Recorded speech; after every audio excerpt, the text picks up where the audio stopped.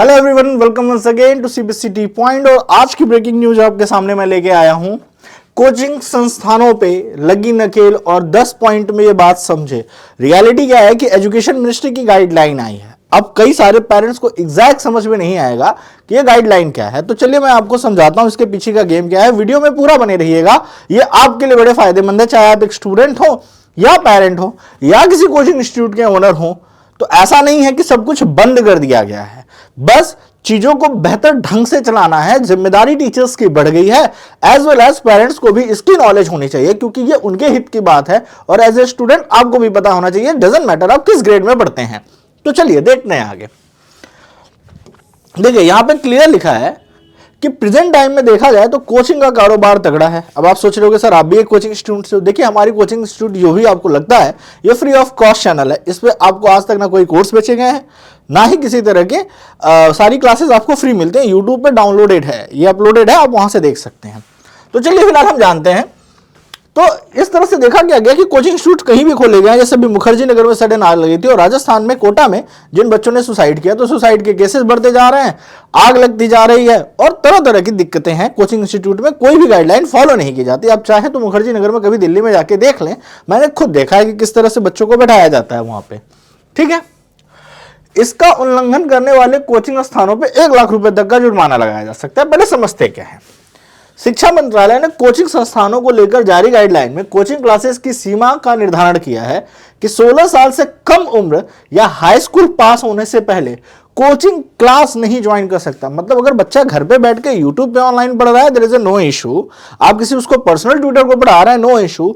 एक coaching class जहां पे उसके स्कूल के या कहीं स्कूल के 50 बच्चे 100 बच्चे जा रहे हैं, वहां पे इस पे थोड़ी बाउंडेशन, और इससे भी ज्यादा बाउंडेशन वो है जैसे कि आप समझते हैं आजकल क्लास 8 से फाउंडेशन बैच चलते हैं। फाउंडेशन बैच चलते हैं जिसमें आईआईटी, जेई वगैरह नीट की तैयारी के लिए बच्चे को डाल दिया जाता है। ध्यान से देखा जाए तो इसमें क्या होता है, बच्चा स्कूल से आता है और हफ्ते में 3 दिन मिनिमम एलन से लेके अदर चीजों का जो प्रोसेस है 4 घंटे की कोचिंग क्लास ज्वाइन होती है। ये एक इतना बड़ा प्रेशर है जिसमें ना बच्चे स्कूल पढ़ पाता है ना ही कोचिंग पढ़ पाता है, क्योंकि 4 घंटे 4 से 8 उसकी लाइफ फेडअप हो जाती है। और पेरेंट्स को लगता है कि यहीं से बच्चे का निकलेगा, जिसमें क्योंकि बहुत तरह के भ्रामक वादे और प्रोमिसेस किए जाते हैं कोचिंग इंस्टीट्यूट की तरफ से कि सिलेक्शन यहीं से होगा, अलग अलग रैंक दिखाना, उन सारी चीजों पे नकेल कसी जाएगी। खैर आगे बढ़ते हैं। ठीक है, तो समझिए घर पे पढ़िए, आप ट्यूशन अपने मोहल्ले में जा रहे हैं पढ़िए, आपको होम ट्यूटर पढ़ा रहा है, आप किसी से ऑनलाइन पढ़ रहे हैं, आप यूट्यूब पे पढ़ रहे हैं, that's not a big deal, it's okay. क्योंकि बच्चे को ट्यूशन की जरूरत होती है, छोटे क्लासेस में भी होती, लेकिन किसी कोचिंग इंस्टीट्यूट में बच्चे को भेज देना, 2-3 घंटे वहीं बैठे रहना, और इसकी और क्लियर गाइडलाइन आएंगे तो और ज्यादा अच्छे से वीडियो बना के बताया जाएगा। अभी आप बस मोटी मोटा इतना जाने, ऐसा नहीं कि आप भेजना बंद कर दे। अगर बच्चा जा रहा है, उसके बोर्ड्स की एग्जाम आ रही है, फीस की रिसिप्ट मिलनी चाहिए। अंडरस्टूड है कि जो फीस देगा उसका रिसिप्ट होना चाहिए, उसके पूरा का पूरा डाटा कोचिंग इंस्टीट्यूट के पास होना चाहिए कि कितना फीस उन्होंने लिया है, क्या लिया है। अगर बच्चा बीच में कोचिंग छोड़ता है तो कई जगह 10% फीस वापस होती है, कहीं जगह 20% फीस वापस होती है, कहीं कहीं फीस वापस ही नहीं होती है।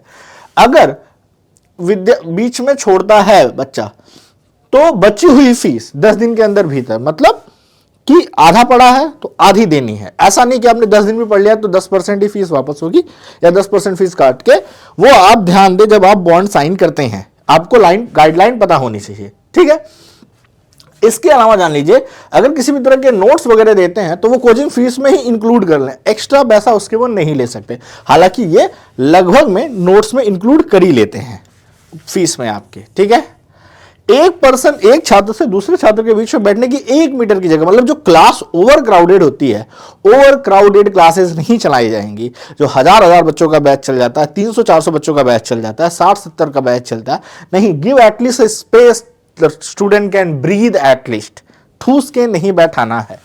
ठीक है, एक शिकायत पेटी रखेंगे और रजिस्टर रखा जा सकता है जिसमें कोचिंग सेंटर से रिलेटेड समिति में वो शिकायत पत्र आप डाल सकते हैं।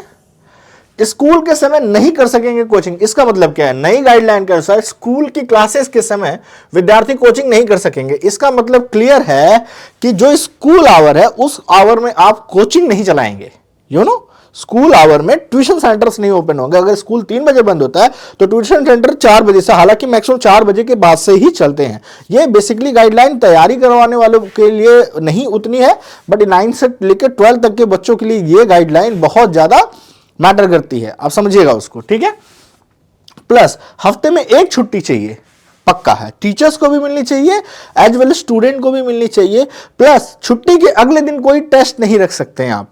प्लस ऐसे अरेंज करें आप छुट्टियों को कि एटलीस्ट त्योहार में बच्चा अपने फैमिली के साथ समय बिता सके। उसको फैमिली टाइम बहुत ज्यादा जरूरी है, ऑल टाइम पढ़ाई पढ़ाई नहीं कर सकते, ठीक है।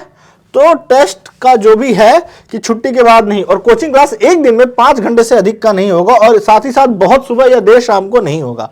तो ये अरेंजमेंट करनी है। जो 5-5 4-4 घंटे की कोचिंग क्लासेस चलती है ना, सारे सब्जेक्ट बच्चा पढ़ने चला जाता है। एक तो मुझे ये नहीं समझ में आता कि जब बच्चा स्कूल में 5 सब्जेक्ट पढ़ के आ रहा है तो उसको 5 सब्जेक्ट की ट्यूशन लगवाने की आपको क्या जरूरत है। At least let him do some subjects, 2 subject की लगवाइए, 3 सब्जेक्ट की लगाइए। मैं भी पढ़ाता हूं, बट ऐसे नहीं कि 5 के 5 सब्जेक्ट लगा दिए हैं। वही स्कूल में पढ़ के आ रहा है, वही ट्यूशन में पढ़ रहा है, ना वो स्कूल टीचर की रिस्पेक्ट कर रहा है, ना ही ट्यूशन टीचर की रिस्पेक्ट कर रहा है, क्योंकि उसको यही लग रहा है कि बस मुझे ठूसा जा रहा है, मेरा तो इंटरेस्ट भी नहीं है। ओके, जब भी टेस्ट के रिजल्ट आएंगे उसको आपको पूरे पब्लिक में सार्वजनिक नहीं करना है, उसको पर्सनली बताइए, उसको एम्बैरेसिंग फील नहीं होना चाहिए, ठीक है।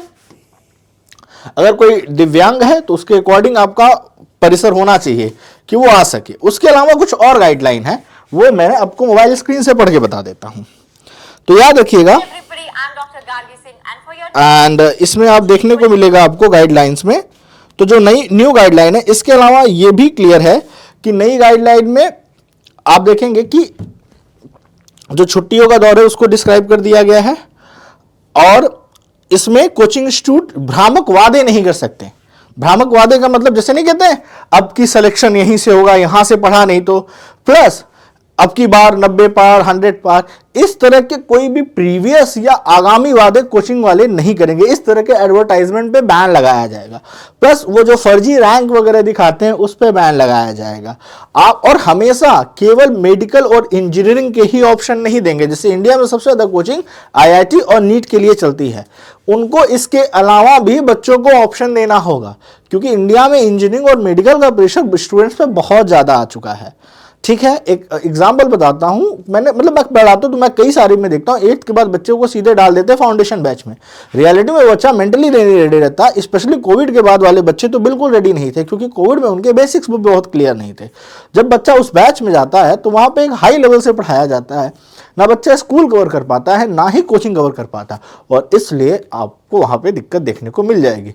तो ध्यान रखें, इस तरह का कोई भी स्टेप ना ले और अपने राइट्स को जाने। और कोचिंग इंस्टीट्यूट की ऐसा नहीं बंद हो जाएंगे, जिम्मेदारी बढ़ गई, उनको 3 महीने पहले रजिस्टर करना पड़ेगा। रजिस्टर करने के अलावा पूरा रिकॉर्ड रखना पड़ेगा। एक अधिकारी होगा, ये स्टेट गवर्नमेंट की जिम्मेदारी होगी, और एक अधिकारी होगा जो जाके आके जांच भी कर सकता है। और बहुत सारी गाइडलाइन कोचिंग इंस्टीट्यूट वालों को फॉलो करनी पड़ेगी। तो अगर आपकी ऑफलाइन ट्यूशन है, अगर आप टीचर्स हैं, एज ए देख रहे हैं, तो ध्यान रखिए आपकी जिम्मेदारियां बढ़ गई हैं एज ए टीचर।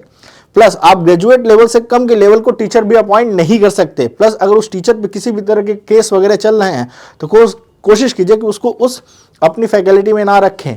ये सारी गाइडलाइन, एक क्वालिटी एजुकेशन प्रोवाइड कीजिए, प्लस बच्चों को अच्छी खासी स्पेस दीजिए। मार्किंग सिस्टम ओरिएंटेड मत बनाइए उनको, बहुत सीधी बात है। आज भी मैं कई बच्चों को पढ़ाता हूं जिसमें से कई सारे पेरेंट बड़े मार्क ओरिएंटेड हैं, पता नहीं उनको शायद इस गाइडलाइन से कोई फर्क पड़े। तो kindly share this video as much as possible. और जानकारी के लिए इसके लिए मैं फिर नेक्स्ट वीडियो लेके आता हूं। Bye everyone, subscribe the CBSE D Point for more updates.